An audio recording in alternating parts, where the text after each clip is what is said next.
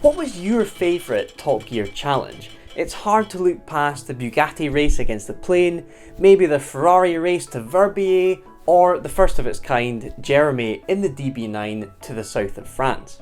You may think that this sort of race was spawned from the minds of Clarkson Ham de May, but actually cross-continental races between two different modes of transport have fascinated people for over 100 years, starting with more mundane stuff like the first steam trains against horses. But the first properly famous race to be held between a car and a fast alternative mode of transport was in the 1930s, and like Jeremy in the DB9, it was against a train and was based around the south of France. The south of France was and still is a destination for the rich and famous, and the most prestigious way to get there back in the day from the UK was a ferry to Calais and then an incredibly fancy train all the way through France called Le Train Bleu.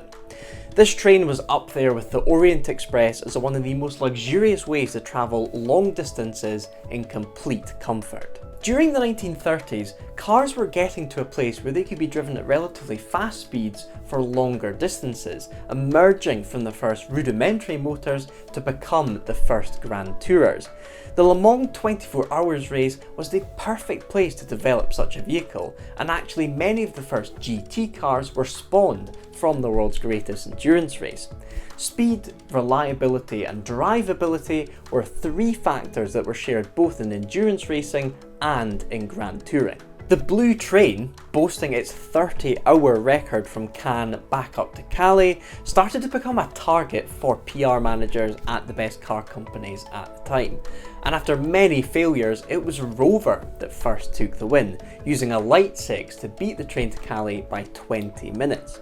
Then along came Alvis with their Silver Eagle, beating the train by a whole 3 hours. But the winner that everyone remembers is Bentley, with one of the legendary Bentley boys, Wolf Bernato, at the wheel of a Speed 6.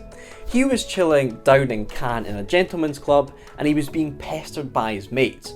They were saying, how could a car company that had just won 3 Le Mans titles in a row allow Alvis and Rover to take all the glory against the most famous train in Europe? Bernato succumbed to the peer pressure, but he upped the ante. He wasn't just going to beat the train up to Calais, he was going to get across the water to the British Isles before the train got to its destination, squishing Alvis and Rover into the dirt. Waiting in the bar of the Carlton Hotel in Cannes on the 13th of March 1930, Wolf Bernato got the call that the train had departed the station at 5:45 PM. The race was on. To make sure that the race didn't turn into a PR disaster for Bentley, Wolf Bernato had a few tricks up his sleeve. While some manufacturers traced the route of the railway, Bernato was going to take the fastest route point to point, which to be honest makes more sense in terms of deciphering which mode of transport is superior. He'd also made some prior arrangements. He'd arranged for a petrol station in Lyon to stay open past midnight so he could make a splash and dash pit stop, and also he'd arranged for a petrol truck to sit outside Auxerre at 4 AM, again to just keep going and not have to wait in the morning for a petrol station to open.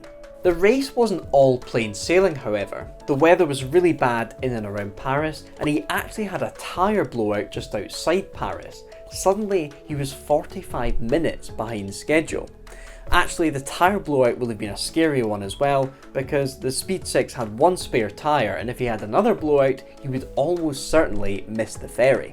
Wolf's driving for the rest of the journey was immaculate, however, and he arrived at the quayside in Calais at 10:30 AM with the ferry at 11:30. The crossing took an hour and 20 minutes, which left Bernato plenty time to cruise up to London and arrive at his gentleman's club on St James Street at 3:20 PM. The train arrived at the quayside in Calais at 3:24 PM. Not only had the Bentley reached the UK before the train got to Calais, the car had reached London before the train had got to its destination. The win was so comprehensive that the wins of Alvis and Rover were quickly swept aside for this impressive feat. It's easy to see how these races laid the foundations for Clarkson to race the TGV in the DB9, racing the ferry to Oslo and the plane back to London, and in doing so creating some of the most captivating television we've ever seen. On YouTube, loads of people try to emulate these challenges, but I think they're just never as good. We actually get asked to do fairly similar things fairly often, but I'm reticent to because I think we'll never be as good as the originals, but maybe I'm wrong. Tell us what you guys think in the comments. I want another thing from you guys. Tell us what your favourite Top Gear challenge was.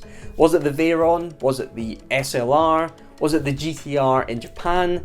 Tell us what your favourite challenge was and why in the comments below.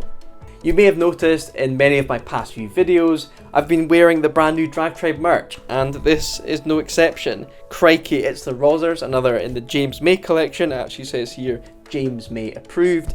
And if you'd like one of these, there's a link in the description below to buy one. Get one for you and your dad. Also, if you're a proper Drive Tribe fan, you can click that button down there and become a member of the Drive Tribe YouTube channel. And in doing so, you'll get all the Clarkson Hamilton May content earlier than everyone else. You'll get some exclusive content, and you'll also get some exclusive actions whenever we do a live stream. So if you're a big fan of the three guys and a big fan of this Drive Tribe YouTube channel, click that button down there and become a member.